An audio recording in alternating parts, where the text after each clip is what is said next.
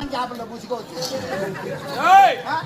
சாப்பாட்டுல குறை இல்ல. ஆமா, அதனால டீயும் குறிப்பறிஞ்சே தான் கொடுத்துட்டாங்க. அப்பேற்பட்ட தங்கமான ஊர்ல வந்து நேற்றுக்கு சாப்பாடு கேட்டா அப்படின்னு சொல்லி பசி எப்ப இருந்தா வந்து சாப்பிட்டு போங்க. மீண்டும் தேவனை வாங்க சொல்லிருக்கிறாங்க. அப்பேற்பட்ட தங்கமான சாப்பாடு சாப்பாட்டுல பார்த்தா நான் சாப்பாட்டை குறை சொல்லவில்லையடா.